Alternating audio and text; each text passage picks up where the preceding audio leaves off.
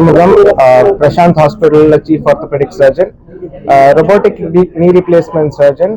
இன்னைக்கு நாங்கள் 500 robotic knees முடிச்சதை celebrate பண்ணிட்டு இருக்கிறோம். முன்னாடிலாம் பார்த்தீங்கன்னா கன்வென்ஷனலாக பண்ணும்போது என் பேஷண்ட்ஸ் இவ்வளோ சந்தோஷமாக இருந்ததில்லை. இப்போ ஒரு மாதம் 1.5 மாதத்துலேயே அவங்க கிட்டத்தட்ட நார்மல்சிக்கு திரும்பி வந்துடுறாங்க. அதனால இதோட அட்வான்டேஜஸ் ரொம்ப ரொம்ப அதிகம். ரெக்கவரி ரேட் ரொம்ப ஃபாஸ்ட், வலி ரொம்ப கம்மி, பிளட் லாஸ் ரொம்ப கம்மி. இதனால என் பேஷண்ட்ஸ் ரொம்ப சந்தோஷமாக இருக்காங்க. ஹாஸ்பிட்டல் ஸ்டேயும் கம்மியாயிருச்சு.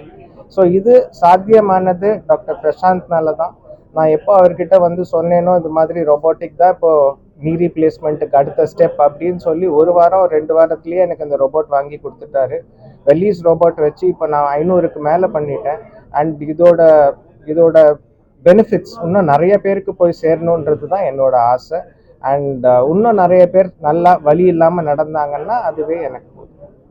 ஆர்த்ரைட்டிஸ்ல இப்போ 4 ஸ்டேஜ் இருக்குங்க. ஆரம்ப ஸ்டேஜ்ல பாத்தீங்கன்னா கால் வளைவு ஒன்றும் இருக்காது, கால் நேரா இருக்கும். ஆனால் படிக்கட்டு ஏறி இறங்கினா மட்டும் வலி இருக்கும். அண்ட் ஆன்டீரியர் நீ பெயின்னு சொல்லுவோம். அது இன்னும் கொஞ்சம் மோசமாச்சுன்னா காலில் லைட்டாக வளைவு வரும், வீக்கம் வரும். அது ஸ்டேஜ் 2.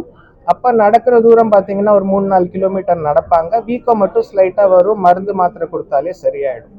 ஸ்டேஜ் 3ல அந்த நடக்கிற தூரம் 3 கிலோமீட்டர்லேருந்து கம்மியாக ஒரு 2 கிலோமீட்டர் வரைக்கும் நடக்க முடியும். கால் வளைவு இன்னும் கொஞ்சம் ஜாஸ்தியாகும், வீக்கம் கிட்டத்தட்ட பர்மனெண்ட்டாகவே இருக்கும்.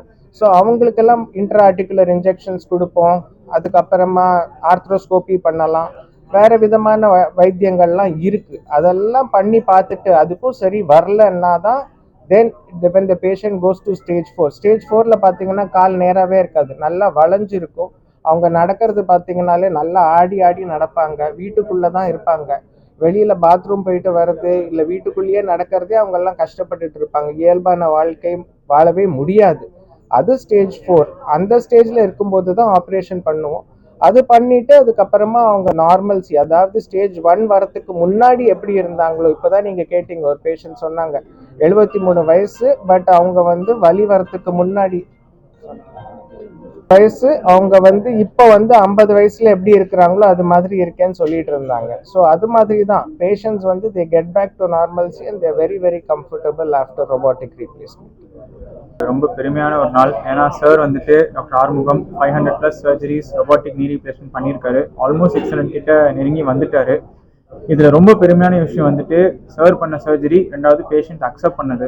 ஏன்னா வந்துட்டு இப்போது இந்த காலகட்டத்தில் கரெக்டான இன்ஃபர்மேஷன் தான் எல்லாருக்கும் போய் சேரணும். பட் நிறைய மிஸ்இன்ஃபர்மேஷனும் பரவிட்டு இருக்கு. ஏன்னா நிறைய பேர் கேட்குற முதல் கேள்வி யார் பண்ணாங்க, ரொபோட்டிக்னா அதுவே ஃபுல்லாக பண்ண போதா அப்படின்னு.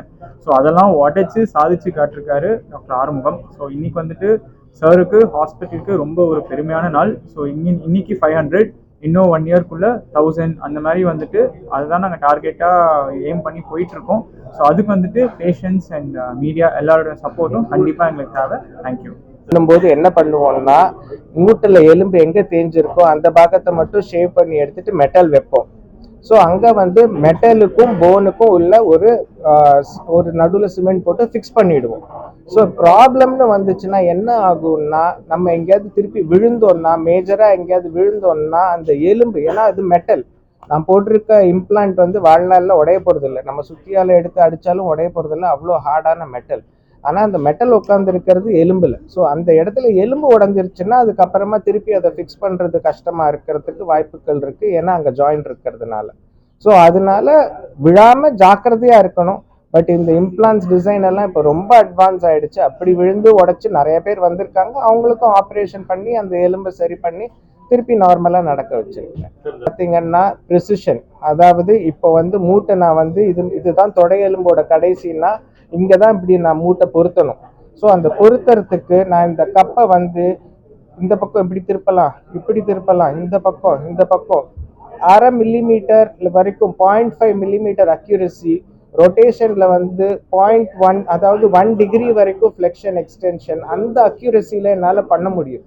ஸோ அப்படி பண்ணுறதுனால அந்த பேஷண்ட்டுக்கு தேய்மானம் ஆகிறதுக்கு முன்னாடி எப்படி மூட்டு இருந்ததோ, இப்போ கால் இப்போ எல்லாருக்கும் நேராக இருக்காது, சில பேருக்கு ஒரு 2 டிகிரி 3 டிகிரி வளைவு இருக்கும். அந்த வளைவு எவ்வளோன்றதை கால்குலேட் பண்ணிவிட்டு அதே மாதிரி நான் வைக்கிறதுனால லிகமெண்ட்டில் எந்த விதமான ஸ்ட்ரெயினும் வரது கிடையாது. வராமல் இருக்கிறதுனால அவங்க ரெக்கவரி ரொம்ப ஃபாஸ்டராக இருக்கும். அவங்க நடக்கும்போது வலி ஒன்றுமே இருக்காது.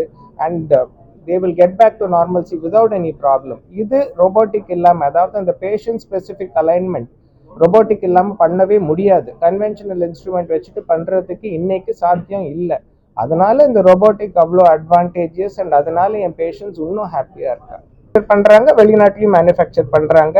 இப்போதைக்கு வெல்லீஸோட நாங்கள் வெளிநாட்டில் மேனுஃபேக்சர் பண்ணுறது தான் யூஸ் பண்ணிட்டு இருக்கோம்.